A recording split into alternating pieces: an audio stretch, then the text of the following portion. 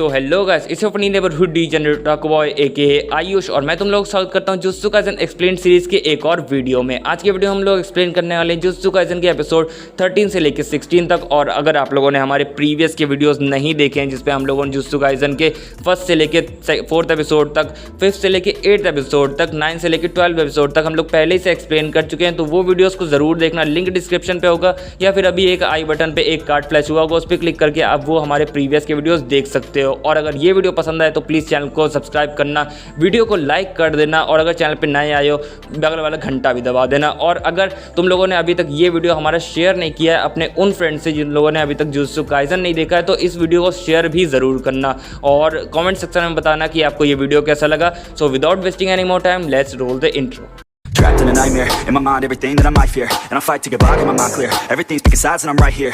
I'm running from things that I've done in my past, hoping to become someone that can last. Get out of my way, I'm on the attack. Got something to say and I'm not holding back. Don't be a little bitch in my way, I'll say it to your face. I'd say it to myself and I'll put you in your place. And this world is my right, I kill without a trace. Give a fuck what you say, cause it'll go my way. Make a buck for the pain, not enough, I'm insane. Wanna leave a stain on this world, on your brain. You won't ever be the same, grab the wheel, grab the reins. Gotta talk to yourself, scare away all the pain.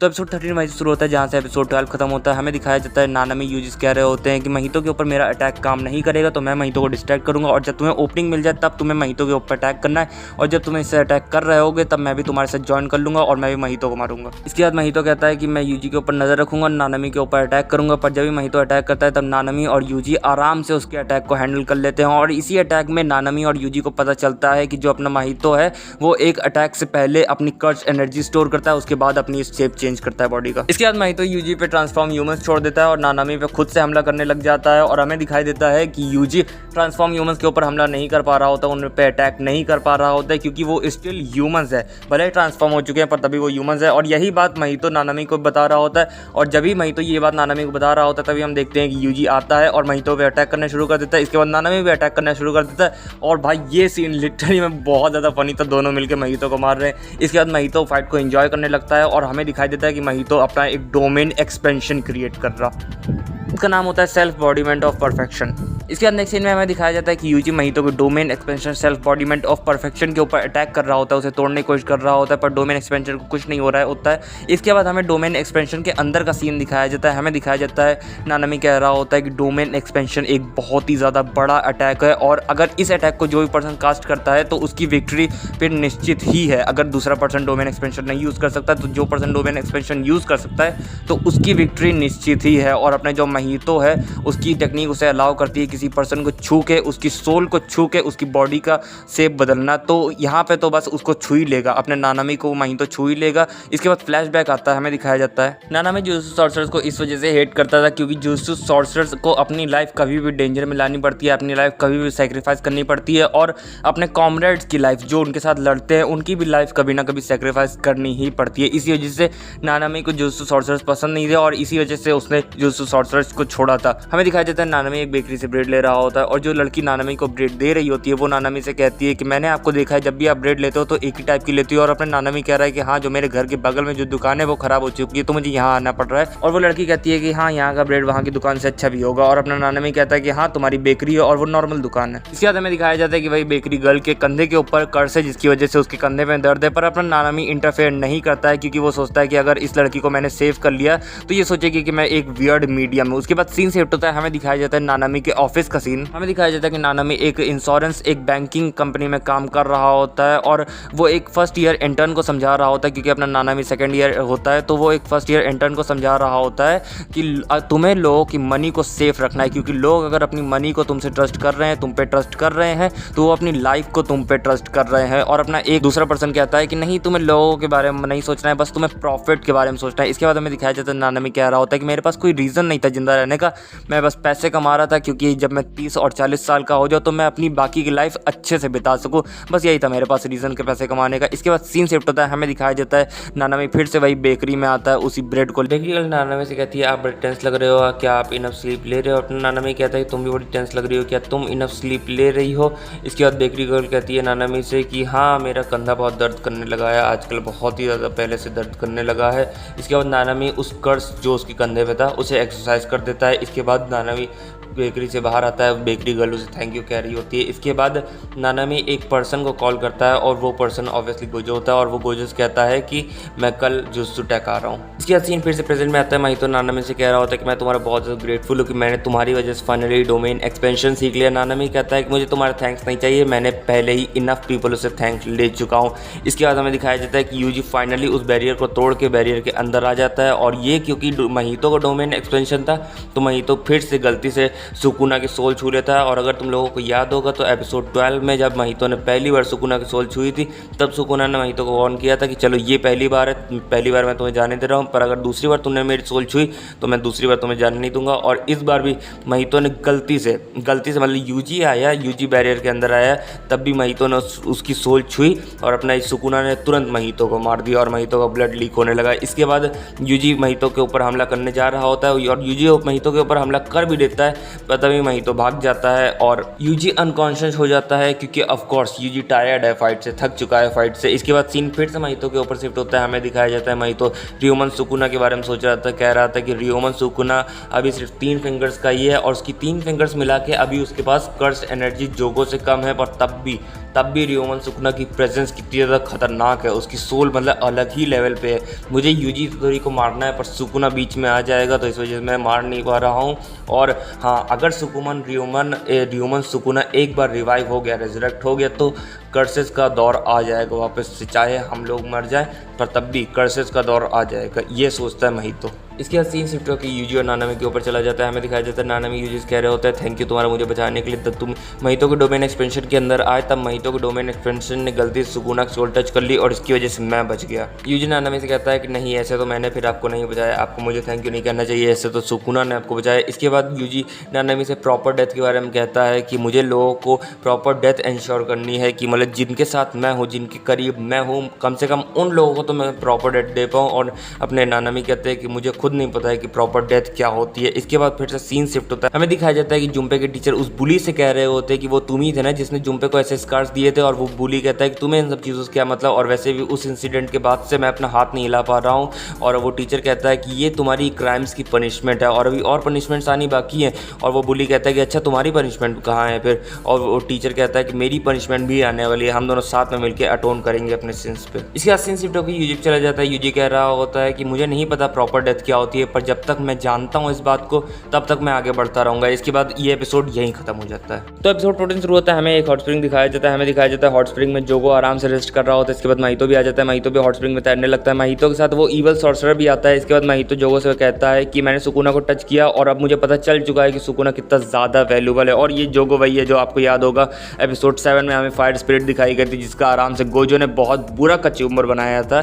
तो Mahito जोगो से कहता है, उस fire spirit से कहता है कि मैंने सुकुना को टच किया और अब मुझे पता चल चुका है सुकुना कितना ज़्यादा वैल्यूबल है। तो हमें ईवल सॉर्सरर के प्लान के साथ ही चलना चाहिए। ईवल सॉर्सरर का प्लान है कि वो सुकुना की सारी फिंगर्स कलेक्ट करके सुकुना को वो ऑफर करे, जिससे सुकुना अपनी सारी पावर्स गेन कर ले और एज ऑफ कर्सेस वापस आ जाए। इसके बाद जोगो कहता है कि हाँ ठीक है, मैं इस प्लान के साथ चल रहा हूँ, जब तक एक कर्स रहेगा तब तक मैं सही हूँ। इसके बाद सीन शिफ्ट होता है। हमें दिखाया जाता है गोजो छात्र बोर हो रहा होता है तो वो नानामी के साथ मजाक कर रहा होता है। और इसी कॉन्वर्सेशन में हमें ये पता चलता है जो फिंगर जो जुम्पे के हाउस में रखी गई थी वो अपने नानामी ने जुजुत्सु सॉर्सरर्स के हायर अप्स को वापस दे दिए, क्योंकि अगर वो गोजो को देता तो गोजो डायरेक्टली यूजी को वो फिंगर खिला देता और इसी वजह से उसने गोजो छात्रों को वो फिंगर नहीं दी। इसके बाद नानामी गोजो से पूछता है कि क्या ये बात सही होगी, क्या ये चीज़ सही होगी जुजुत्सु सॉर्सरर के हायर अप्स को ये दिखाना कि देखो यूजी स्टिल अलाइव है, दुनिया के सामने दिखाना कि यूजी स्टिल अलाइव है। और अपना गोजो नानामी से कहता है कि तुम्हें पता होगा अब यूजी कितना ज़्यादा स्ट्रॉन्ग हो गया है, तो कोई चिंता करने की बात नहीं है। इसके बाद यूजी वहीं पे आ जाता है और हमें देख के लगता है कि हाँ यूजी बहुत ही ज़्यादा एक्साइटेड है अपने फ्रेंड्स को वापस देखने के लिए। और यूजी गोजो छात्रों से भी कह रहा होता है कि जल्दी चलो मुझे अपने फ्रेंड्स को वापस देखना है। और अपने गोजो कहते हैं तुम्हें क्या लगता है जुजुत्सु सॉर्सरर्स के बीच कॉमन है क्या मर के वापस आ जाना? नहीं, जुजुत्सु सॉर्सरर्स के बीच भी कॉमन नहीं है मर के वापस आ जाना, तो हम तुम्हारे रिवाइवल के लिए एक सरप्राइज प्लान करेंगे। क्या सीन शिफ्ट होता है। हमें दिखाया जाता है नोबरा अपनी सारी पैकिंग कर चुकी होती है क्योटो जाने के लिए, क्योटो टोक्यो सिस्टर इवेंट में। पर सेकंड ईयर्स और मेगुमी बताता है कि नहीं हम लोग क्योटो नहीं जा रहे हैं, टोक्यो में ही इस बार हो रहा है, क्योंकि प्रीवियस ईयर के मतलब जो पहले जीता है, जो पहले साल के इवेंट में जीता है वही इस बार इवेंट कराता है। तो पहले साल जीता था टोक्यो, तो इस समय टोक्यो ही कराएगा। और पिछले साल का इवेंट टोक्यो रिन ओकोत्सु की वजह से जीता था, तो नोबारा ओकोत्सु के ऊपर बहुत ज़्यादा गुस्सा कर रही होती है, क्योंकि ऑब्वियसली भाई उसे ओकोत्सु की वजह से क्योटो जाने का मौका नहीं मिला। इसके बाद हम देखते हैं कि क्योटो के सारे स्टूडेंट्स आ जाते हैं, अपनी माकी, टोडो और बाकी के सारे स्टूडेंट्स आ जाते हैं, और माकी ऑब्वियसली आके सेकेंड ईयर अपने मेगुमी नोबारा को बुली करने लगती है। टोडो पूछते हैं कि अपना ओकोत्सु कहाँ है। इसके बाद ओतोहिमे आ जाती है। Utahime basically one of the teachers of Kyoto है, अपनी माकी और टोडो की टीचर है। इसके बाद ओतोहिमे आके पूछती है अपना गोजो सातोरू कहाँ है, और अपनी माकी कहती है कि नहीं अभी वो इडियट गोजो सातोरू अभी लेट है। इसके बाद गोजो सेंसेई आते हैं और गोजो सेंसेई टोक्यो क्योटो दोनों के स्टूडेंट्स के लिए सुवेनियर लाते हैं। क्योटो के लिए लाते हैं डॉल्स जो उन्हें कर्सेस से प्रोटेक्ट करे, और टोक्यो वालों के लिए लाते हैं लिटरली अपना सुकुना का वेसल यूजी इतादोरी। हाँ, यूजी इतादोरी को टैंक में भर के लाते हैं। और जब टोक्यो वाले यूजी इतादोरी को देखते हैं, जब अपने गोजो सातोरू यूजी इतादोरी को रिवील करते हैं, उसके बाद टोक्यो वाले यूजी इतादोरी को देखते हैं, तब एकदम शॉक फेस बना रहे, और अपने क्योटो वाले तो एकदम देख ही नहीं रहे।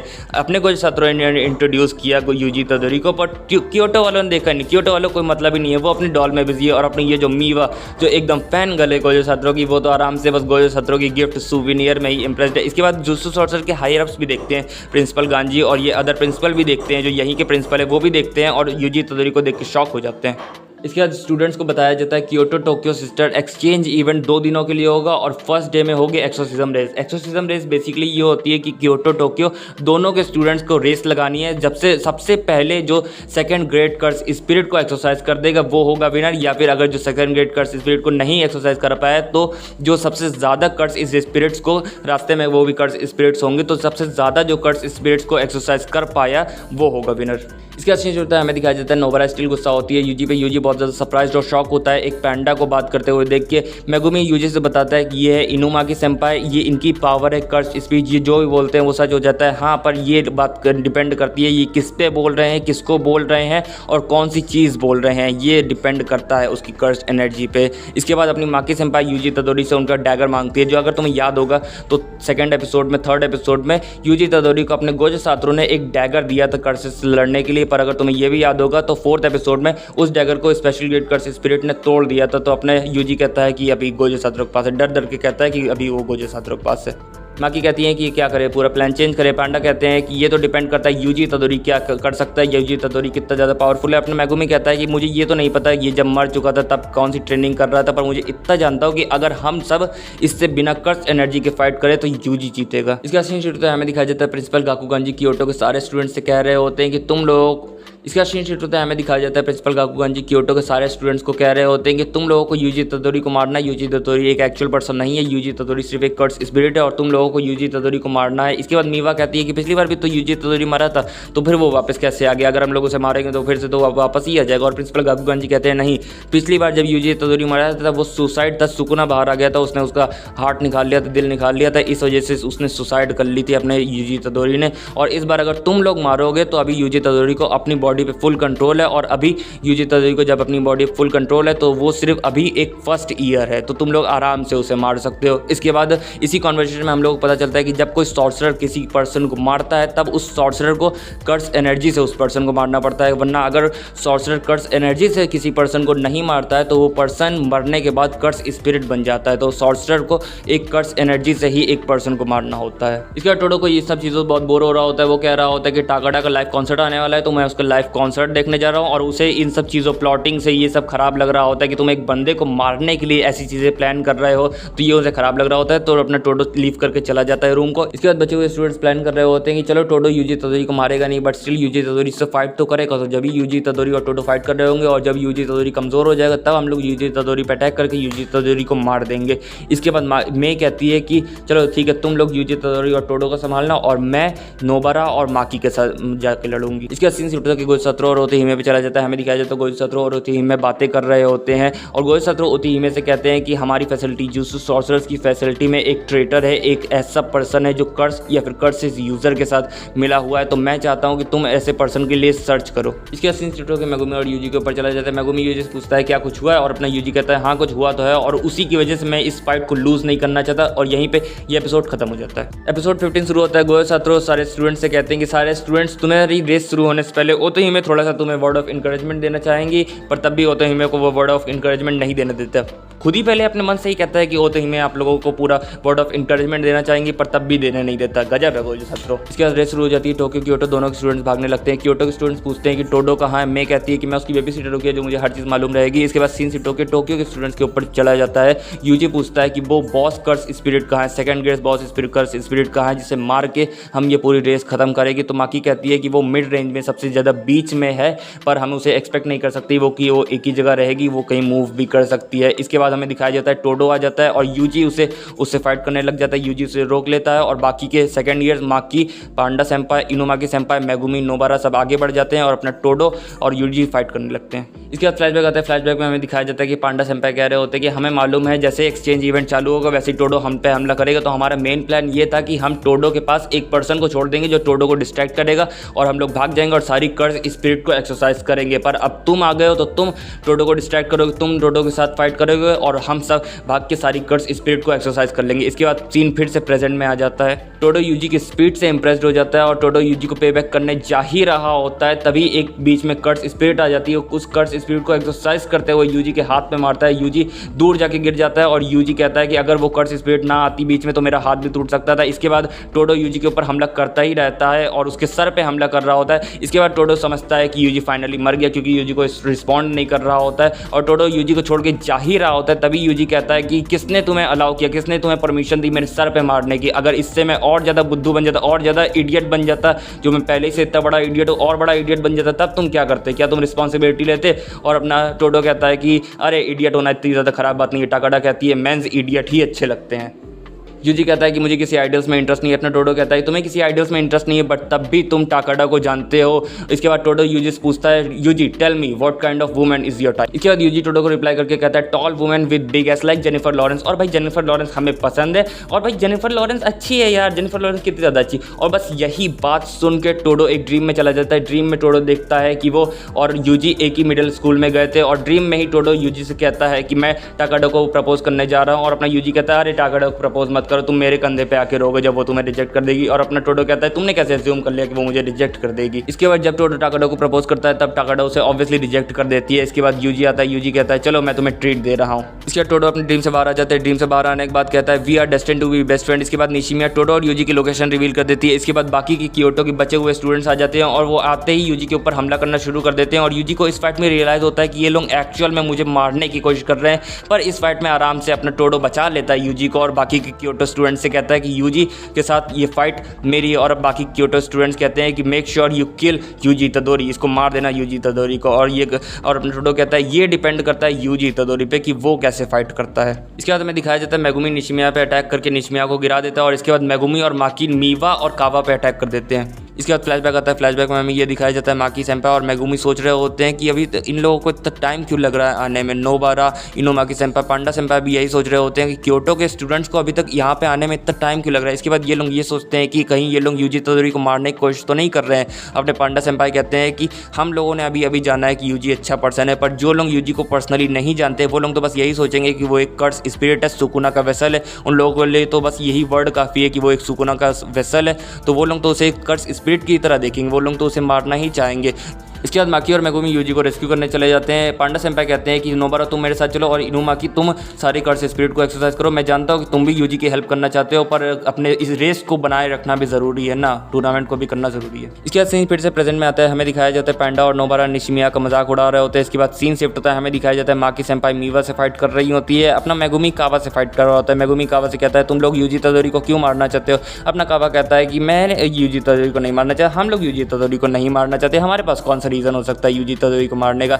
मेगुमी कहता है हाँ तुम लोग के पास रीज़न है, टॉप 3 क्लैंस यूजी इतादोरी को डेड चाहते हैं, जो सॉर्सरर्स के हायर अप्स यूजी को डेड चाहते हैं, तो हाँ तुम लोगों के पास रीज़न तो है यूजी को डेड चाहने का। इसके बाद सीन शिफ्ट होकर टोडो और यूजी की फाइट की तरफ चला जाता है। हमें दिखाया जाता है टोडो कह रहा होता है यूजी की रिफ्लेक्सेस बहुत ज़्यादा अच्छी है, यूजी अपने सराउंडिंग्स को अपनी फाइट में एडवांटेज की तरह यूज़ कर सकता है। यूजी बहुत जल्दी ही अपना नेक्स्ट मूव कर लेता है, एक मूव उसने कर दिया तो नेक्स्ट मूव बहुत ही जल्दी कर लेता है। और इसकी जो रॉ स्ट्रेंथ है वो अपने टोडो से भी ज़्यादा है, मतलब जो रॉ स्ट्रेंथ है कर्स एनर्जी के अलावा अलावा जो इसकी फिजिकल रॉ स्ट्रेंथ है वो टोडो से भी ज़्यादा है। और जब यूजी कोई अटैक करता है अपनी कर्ज एनर्जी के साथ तो इसकी जो फिस्ट है वो पहले टकराती है, उसके बाद इसकी कर्ज एनर्जी टकराती है। और ये गलत बात है क्योंकि लैग हो जाती है इसकी एनर्जी, बीच में गैप होता है जब इसकी फिस्ट और इसकी जो कर्ज एनर्जी उसके बीच में गैप रहता है टाइमिंग पे, और ये यूजी के लिए बहुत ही डिसएडवांटेज साबित हो सकता है। इसके बाद सीन शिफ्ट होकर माकी और मीवा की फाइट के ऊपर चला जाता है। मीवा कह रही होती है कि मैं दूसरों की तरह नहीं हूँ, मैं एक्चुअल में यूजी तोदोरी को नहीं मारना चाहती थी पर तब भी मुझे ये फाइट करनी पड़ रही है क्योंकि मुझे अमीर बनना है और ये अपना Kyoto Tokyo sister exchange event ही एक रास्ता है जिससे मैं अमीर बन सकती हूँ। और इसमें हमें ये पता चलता है कि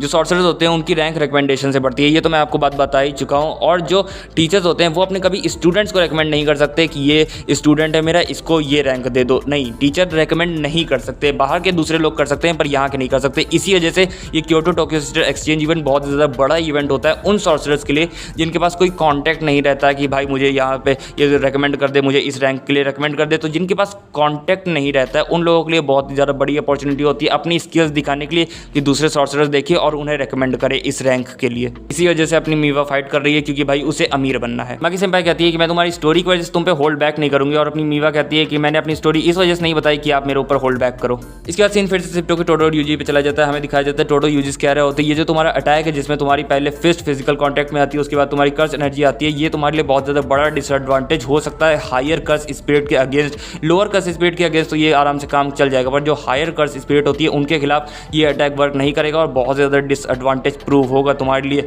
इसके बाद अपना यूजी कहता है मुझे इसके बारे में ज़्यादा कुछ फर्क नहीं पड़ता इससे, और अपना टोडो कहता है क्या तुम्हें वीक रहना है, और अपना यूजी तोदोरी कहता है नहीं वीक तो बिल्कुल नहीं रहना। और ये एपिसोड यहीं खत्म हो जाता है। एपिसोड 16 शुरू होता है। हमें दिखाया जाता है Todo versus Yuji fight still on going होती है और अपने टोडो बहुत ज़्यादा इंप्रेस्ड हो चुका होता है यूजी से, क्योंकि जब से फाइट शुरू हुई है तब से यूजी बहुत ही ज़्यादा इंप्रूव किया है अपने टोडो को डिवावर करके। इसके बाद टोडो यूजी से कहता है कि ये तो तुम्हारा अटैक है डाइवर्जेंट फिस्ट, ये नॉर्मल सॉर्सरर और नॉर्मल कर्स स्पिरिट पे तो आराम से इफेक्टिव है, वर्क कर जाएगा, पर स्पेशल गेट सॉर्सरर और स्पेशल गेट कर्स स्पिरिट पे ये वर्क नहीं करेगा, तब तुम क्या करोगे। और अपना यूजी कहता है कि मैं अपनी फिस्ट में अपनी कर्स एनर्जी के साथ इम्प्यूट करूंगा, और अपना टोडो कहता है कि हाँ ये बात सही है, पर तब भी तुम्हारी कर्स एनर्जी लैग क्यों कर रही है, तुम्हारी फिजिकल स्पीड के साथ मैच क्यों नहीं कर पा रही है। और अपना यूजी कहता है मुझे नहीं पता, और अपना टोडो कहता है वो इस वजह से क्योंकि तुम अपनी कर्स एनर्जी को चैनल कर रहे हो अपनी बॉडी में, तुम्हें चैनल नहीं करना है, तुम्हें फील करना है उस कर्स एनर्जी को अपनी पूरी बॉडी में, इस वजह से तुम्हारी कर्स एनर्जी इतनी डीले हो रही है। इसके बाद यूजी कहता है थैंक यू मेरे ब्रदर, मुझे पता चल गया। और टोडो कहता है कि अब मैं होल्ड बैक नहीं करूंगा, अब हम इक्वल्स की तरह फाइट करेंगे। इसके बाद सीन शिफ्ट होता है। हमें दिखाया जाता है नोबरा निशिमिया से कह रही होती तुम्हारे प्रिंसिपल ने यूजी को मारने को कहा ना। निशिमिया फिर सोचती है कि इसे कैसे पता चल गया, नहीं पांडा ने सोचा होगा, इसके पास दिमाग का है। नोबरा निशिमिया से कहती है कि तुम्हें हाइड करने की जरूरत नहीं है, मैं भी यहाँ पे किसी को मारने आई हूँ, जो माकी की बहन में नहीं है मैं उसे मारने आई हूँ। इसके बाद नोबरा मन में सोचती है कि मैं इसके टीममेट्स के बारे में इतना खराब बोले जा रही हूँ पर तब भी इसको कोई फर्क क्यों नहीं पड़ रहा है। इसके बाद नोबरा कहती है कि हाँ तुम्हारी टीम में तो दो जोकर है, एक मेकामारू नाम का टीम का रोबोट नहीं है, वो भी तो जोकर है, शायद मैं उसके भी सारे उर्जे पुर्जे निकाल के अलग कर दूँ। इसके बाद मेकामारू पीछे से आके पैंडा पे गोली चला देता है और कहता है कि पैंडा अभी अनकॉन्शियस हो गया, चिंता मत करो, पैंडा को मैंने मारा नहीं है क्योंकि ये कर्ज जॉल है, पर तभी अभी मूव नहीं कर पाएगा। इसके बाद मेकामारू कहता है कि हाँ तुम किसके बारे में कह रही थी, किसके उर्जे पुर्जे अलग करोगी। इसके बाद हमें देखने को मिलता है कि पैंडा को एक्चुअल में कुछ नहीं हुआ है, पैंडा फिर से खड़ा हो जाता है और मेकामारू के ऊपर हमला करना शुरू कर देता है। मेकामारू पे पैंडा पे हमला करने लगता है। पैंडा मेकामारू से पूछता है कि तुम किस ग्रेड में हो, और मेकामारू कहता है मैं सेमी फर्स्ट ग्रेड का हूँ। इसके बाद पैंडा का फ्लैशबैक आता है। हमें दिखाया जाता है कि पैंडा एक्चुअल में प्रिंसिपल यागा की एक कर्स कॉर्प से बॉर्न विद इमोशंस, हाँ एक ये कर्स कॉर्प है जो हमें एपिसोड 2 में दिखाई गई थी। जब एपिसोड 2 में अपना यूजी आया था प्रिंसिपल यागा के पास एंट्रेंसशिप लेने, तभी हमें दिखाई गई थी जो प्रिंसिपल यागा कर्स कॉर्प्स को कंट्रोल कर रहे थे। वैसे ही अपना ये पैंडा भी है, पैंडा भी एक कर्स कॉर्प्स है, पर उसमें डिफरेंस ये है कि वो इमोशंस के साथ पैदा हुआ है, तो ये बहुत ही डिफरेंट और अल्टीमेट क्रिएशन है अपने प्रिंसिपल यागा की। इसके बाद पैंडा कहता है कि तुम एक कर्स कॉर्प्स नहीं हो, अगर तुम एक कर्स कॉर्प्स होते तो मुझे इसके बारे में पहले से पता चल चुका होता, पर तुम एक सॉर्सरर हो जो इस कर्स कॉर्प्स को कंट्रोल कर रहा है, और तुम्हारी बॉडी मुझे यहाँ नहीं लग रही है, तुम्हारी बॉडी अरीना के बाहर लग रही है, तो शायद मुझे तुम्हारे सारे उर्जे पुर्जे तोड़ देने चाहिए। इसके बाद हमें मेकामारू की रियल बॉडी दिखाई जाती है। रियल मेकामारू बताता है कि जब वो बॉर्न हुआ था वो बहुत ही ज़्यादा vast amount of curse energy के साथ बॉर्न हुआ था, वो बहुत ही ज़्यादा अमाउंट में कर्स एनर्जी रिप्रोड्यूस कर सकता था, पर तब भी उसे ये सारी पावर्स नहीं चाहिए थी। अगर कोई पर्सन उससे आके कहे कि तुम मुझे सारी अपनी कर्स एनर्जी दे दो और मैं तुम्हें एक नॉर्मल बॉडी दे दूंगा तो वो आराम से उस डील को लेगा, क्योंकि जब वो बॉर्न हुआ था तब वो वेस्ट के नीचे कुछ भी फील नहीं कर पाता था और अभी भी फील नहीं कर पाता। जब वो बॉर्न हुआ था तब वो अपने पैरों को फील नहीं कर पाता था, एक हाथ के बिना उसने जन्म लिया था और उसकी स्किन इतनी ज़्यादा फ्रेजुअल थी, इतनी ज़्यादा नाजुक थी कि एक मूनलाइट चंद्रमा की रोशनी तब उसकी स्किन को जलाती थी। और जब मैं तुम्हारे जैसे कर्स कॉप्स को देखता हूँ कि वो अपनी लाइफ हैप्पीली जी रहा था, मुझे बहुत ही ज़्यादा गुस्सा आती है। मुझे तुम जैसे कर्स कॉप्सेस के ऊपर बहुत ही ज़्यादा गुस्सा आती है। इसके बाद वो पैंडा के ऊपर एक अल्टीमेट बीम फायर कर देता है, पर उस अल्टीमेट बीम से भी पैंडा को कुछ नहीं होता है और पैंडा कहता है कि तुमने बातें करते करते अपनी कर्स टेक्निक मुझसे रिवील कर दी। क्या पैंडा बताता है कि पैंडा के पास एक्चुअल में 3 कोर है। तो देखो, जो नॉर्मल कर्स कॉप्स होता है उसमें एक कोर होता है और वो उसके दिल की तरह सपोर्ट करता है, जैसे हम लोगों का दिल होता है तो वो ऐसे ही वर्क करता है, उनके दिल की तरह वर्क करता है। पर अपने पैंडा के पास एक्चुअल में 3 कोर है। पहला नॉर्मल पैंडा, उसके बाद दूसरा उसका बड़ा भाई गोरिल्ला, उसके बाद तीसरा उसकी बड़ी बहन पैंडा, मतलब बड़ी बहन है, बताया नहीं गया, बस उसने कह दिया था बड़ी बहन है। तो जो पहला अटैक हुआ था वो उसकी बड़ी बहन पे हुआ था, सेकंड अटैक पांडा पे हुआ था और अब तीसरा अटैक गोरिल्ला के ऊपर होता है, पर गोरिल्ला डैमेज नहीं होता है। और इसके बाद गोरिल्ला क्या पीटता है मेकामारू को, लिटरली इसके उंजर पंजर ढीले कर देता है। और भाई ये फाइट लिटरली बहुत ज़्यादा अच्छी थी। इस फाइट को मैं एक्सप्लेन नहीं कर सकता, इस फाइट को तुम लोग देखो और मजे लो इस फाइट के। पैंडा मेकामारू से कहता है कि तुम इस वजह से हारे क्योंकि तुमने मुझे अंडर एस्टिमेट किया था। मैंने सोचा था कि हम दोनों एक जैसे हैं तो हम दोनों एक दूसरे को समझ सकते हैं, पर नहीं, तुम ह्यूमंस को जेलस करते हो, ह्यूमंस पे जेलसी दिखाते हो, बल्कि मैं ह्यूमंस को जेलस नहीं करता, मैं ह्यूमंस को समझ नहीं पाता, बट स्टिल जेलसी नहीं रखता ह्यूमंस पे। पैंडा कहता है कि तुम्हारे पास तुम्हारे हार्डशिप्स थे, प्रॉब्लम्स थे, पर ये चीज़ें तुम्हें सही नहीं बनाती। तुम जुजुत्सु सॉर्सरर हो, मैं जुजुत्सु सॉर्सरर हूं, तो हम दोनों एक दूसरे के एनिमी तो पहले से ही नहीं है। तो अगर तुम्हें कभी मेरी हेल्प चाहिए तो मैं तुम्हारी हेल्प जरूर करूंगा। इसके बाद हमें दिखाया जाता है मेकामारू अपनी टीम के बारे में सोच रहा होता है कि उसने अपनी टीम के साथ कितने अच्छे अच्छे मूवमेंट्स बिताए। इसके बाद पैंडा जाने ही लगते हैं, पर तभी कहते हैं कि अरे तुम्हारे पास तुम्हारा फोन होगा, मुझे तुम्हारा फोन बोरो करना है। इसके बाद सीन शिफ्ट हमें दिखाया जाता है मीवा और माकी सेंपाई की फाइट, और मीवा कह रही होती है कि अपनी माकी तो बहुत ज़्यादा स्ट्रॉन्ग है, और ये एपिसोड यहीं पे खत्म हो जाता है। तो बस यही था वीडियो। अगर वीडियो अच्छा लगा लाइक कर देना, चैनल पे नए आए सब्सक्राइब कर देना, बगल वाला घंटा भी दबाना, कमेंट सेक्शन में बताओ कि ये वीडियो तुम लोगों को कैसा लगा, और ये वीडियो अपने उन फ्रेंड्स से शेयर करो जिन लोगों ने अभी तक जुजुत्सु काइसेन को नहीं देखा है। मैं मिलूंगा तुमसे नेक्स्ट वीडियो में, तब तक के लिए बाय।